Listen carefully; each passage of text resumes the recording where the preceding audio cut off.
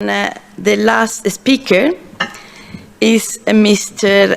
Zekir, or is Mr. Asib? I'm not sure. That will be Mr. Asib Zekir. And you are leading the REDI Recycling. Please, the floor is yours. Thank you, Marta. Given that my colleagues didn't use their time, I think that I can use theirs. Right? I have 2 more minutes, right?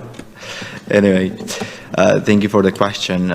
It is really my pleasure to speak about the green economy, especially when we put an emphasis to the Roma inclusion into this, and when we speak about Roma that are really present in this question for many decades, and they are not seen as they are, even though they contribute to the safe and clean environment, even they are part of green economy, not only on recycling, but also maybe on the collecting secondary raw materials, helping cleaning the parks, and etc. And these people are mostly seen as ones who do make the mess in the city, and especially the ones who are most discriminated. So I will share with you maybe one story, how we started with the initiative, how the idea was born, because it was 2019 when I was working as a program manager at REDI, and I was working with business plans development, with business clubs, with entrepreneurs. I was working with nice suits and ties. And on my day when I was going home from the office, I saw an old lady how he's carrying a trolley full with plastic and cardboard, and he was going home from one municipality to another one. And I was passing by car, so I was really shocked because I saw that she's in old ages, and I was really curious how to help her. So I stopped and checked with her, how can I help her? Because I didn't know at that moment what should I do. Like, should I put the plastic and paper on my trunk because I was drying and to go, or should I just check with her what's going on? So the old lady answered to me, "Namochavo akatar simsiklimete keravakava," which in Romanes means, "No, my son, I'm used to do this." I felt very bad, honestly. I felt very responsible and sad because I was working for developing of the economic situation in Roma communities. I was working with entrepreneurs, with business ideas and models, but I really couldn't help this woman. And then this is how the question appeared in the organization, and we started to think about helping Roma informal waste collectors. So we had a meeting with an NGO that is working on Roma issues, especially on vulnerable groups. And we got into the idea that we are the ones who are responsible and that we need to take on lead this initiative. So we initiated meetings, several meetings with stakeholders, with government ministries, with local authorities. But at the end, they put the incentive that we are the ones who should take care of this. We said, okay. We started to think about the right business model that will fit both parties, the society, but also the Roma informal waste collectors. So this is the period, that was the period when it took us a long time to go back on the trials and attempts that were made already with other initiatives, and they failed. So we checked, why do they fail? We went deep on the field. We started discussions with the Roma communities. We started with the informal waste collectors to hear what is their feeling about. And we started to design the business model together with them. So in 2020, we registered a company, which is registered by REDI NGO. It is a regular company, unfortunately, because we don't have the law for social enterprises. But somehow we started to design the business model as a social enterprise.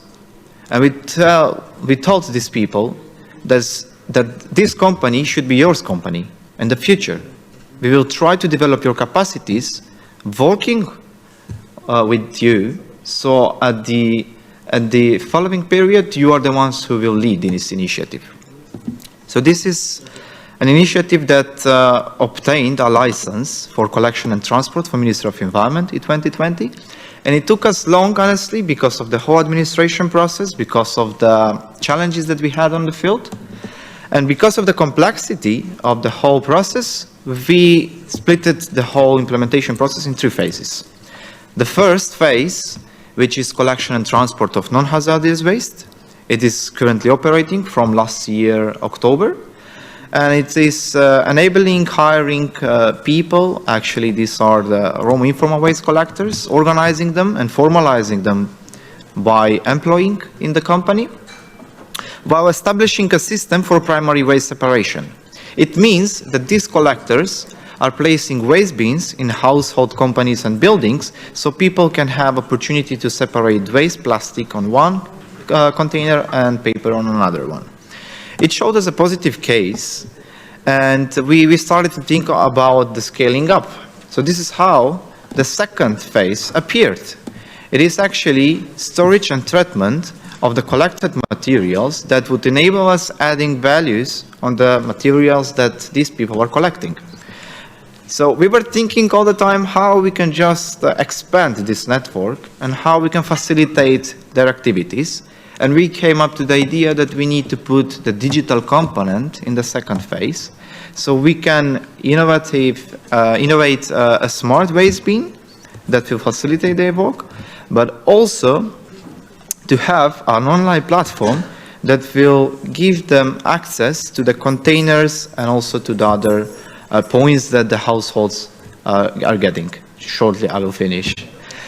So this is the phase that it's not operating currently, but we are planning to. And the third phase is actually not only collection and storage, but also recycling, upcycling, and repairing electronic waste, and also other waste of streams. So the third phase is actually the vision of the whole process of building a recycling center, but not only for collection, but we have all the waste streams here. And that a process that will enable us to have a better picture for the Roma in the green economy, to prove and to increase their dignity, because they really do care about the environment, except of getting income to their families.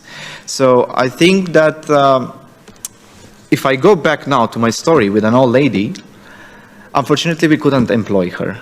Why? Because for employing her, it was required from us to have a driving license of this person, or if that person doesn't have, then we need to have at least elementary school for that person, so we can get the driving license. That it was not possible actually, and given this, we thought that we started to think about a systemic solution. Actually, we need definitely to start work simultaneously with other stakeholders and to try increase their dignity and their job activity. Thank you, Marta.